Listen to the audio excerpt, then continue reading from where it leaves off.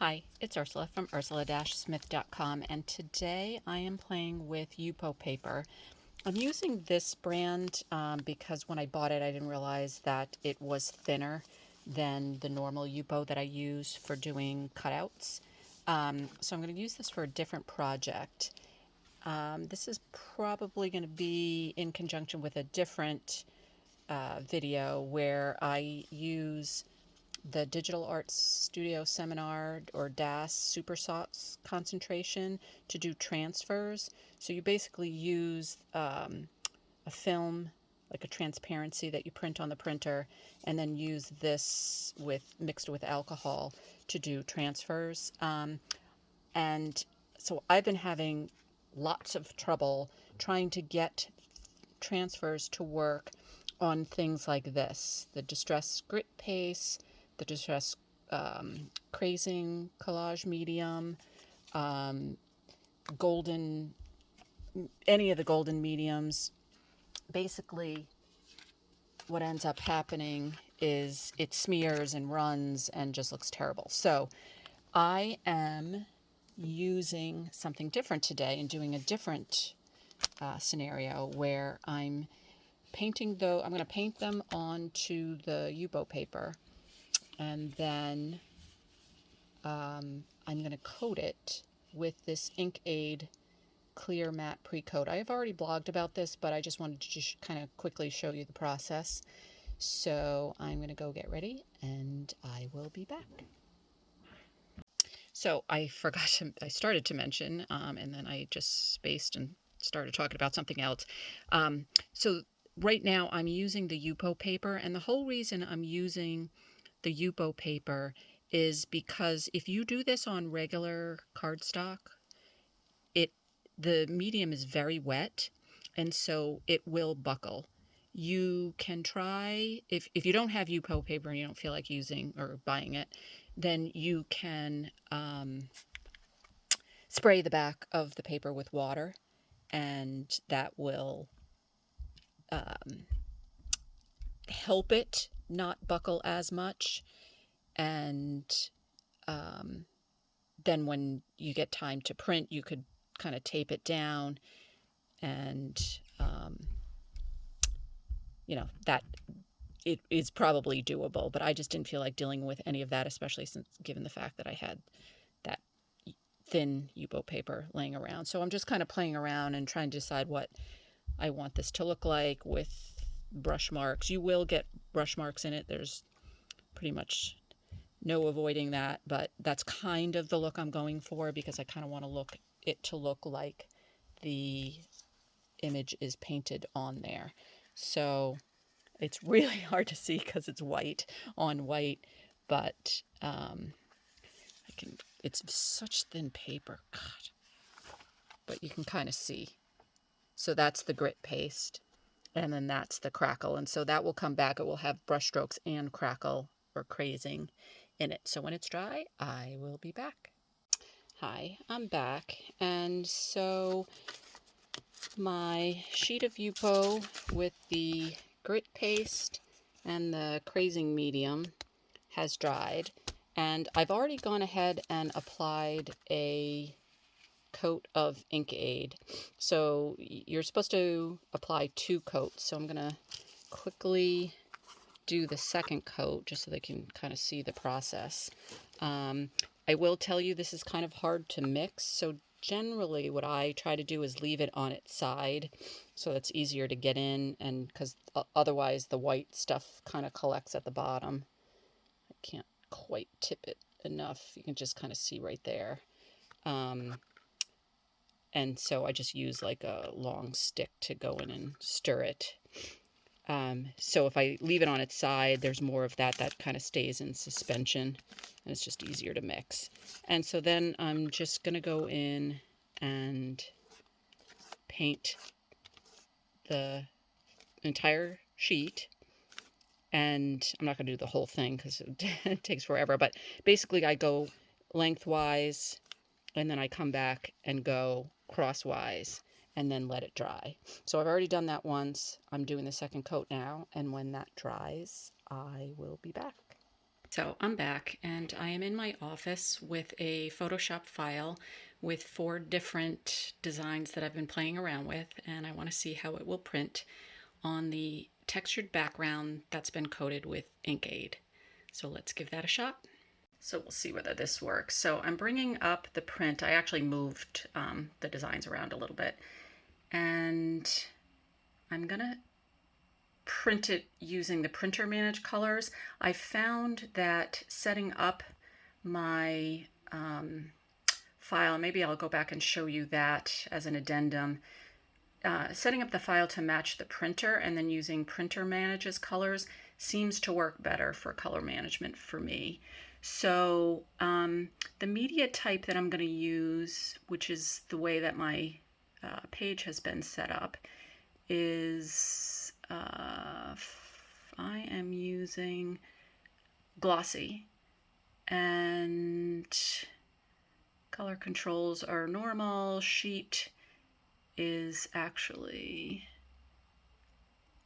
I set up a setting for 9x12 Yupo so that I don't have to keep going in and changing it. So it basically sets the paper size to 9x12 so that the whole thing prints, and then it uses the glossy paper. So I'm going to hit that OK with that, and then I'm going to go ahead, and you'll notice that this changed. I just realized I should set up a page in Photoshop that is actually set up to 9x12. Actually, you know what? I may go off and do that, and then I can show you the page setup. So when you create a new file, this is the latest version of Photoshop, the subscription version. So when you create a new page, you have the option of setting the size. So I'm going to change this to 9x12 because that's actually the size of my paper. And this is what I was talking about. So my printer has profiles that come with it. So I can go through and find the one for glossy photo paper. So, and then I can save this. So do 9x12, and then maybe I'll just call it InkAid. And then I'm going to save this. Oh, sorry. 9x12 InkAid. And all the presets are correct, so I'm going to save that.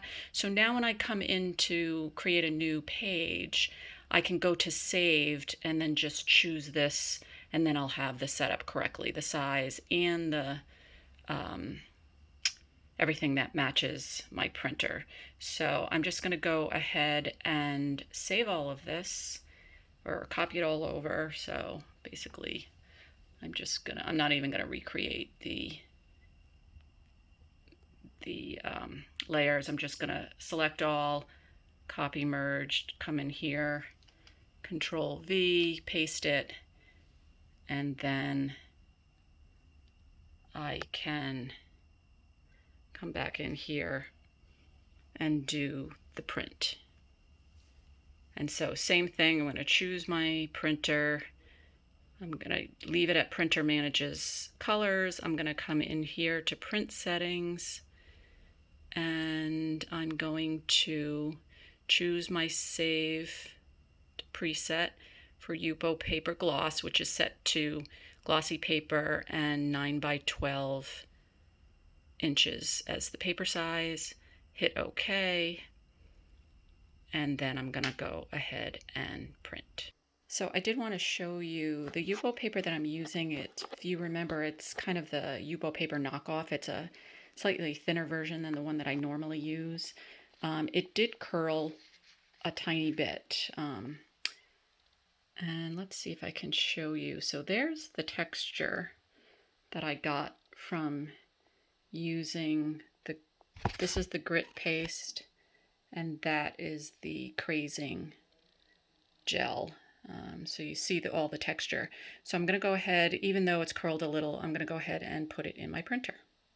Sorry, I actually forgot that the way I had this paper setting set up, I actually load through the back printer slot. So it's printing now, and at some point it will come through. You can just kind of see it coming through. So when it's finished printing, I will be back. So I'm back, and I wanted to try to see if I could give you close-ups of the printouts. I will tell you, so I did not realize that this paper, this knockoff Yupo paper, is actually not 9 by 12, so some of my printed images got cut off, which is kind of annoying. I wish I had realized that before I printed, but in any event, you can see the concept. So the prints did take on top of the crackle, and you can see the crackle through the printed image, which is really cool. So this is nice when you have, like, this is just an image that my daughter had, I believe, like, on one of those old disposable cameras that she had on vacation one year. And it kind of had this weird effect going over it, so I thought it would look good on the crackle background. And then these were just some jelly plate prints that I was playing around with, and then these are just kind of layered images that I was playing around with the background layers and the effects in Photoshop, where you have the different layers interacting with each other. And so you can see, really zoom in, yeah, so you can see the grit paste on here as well. And so again, even though it's a digital print, now you've got texture. So for me, this seems to be the best way to go if I've got like a full print that I want printed on texture, rather than doing transfers.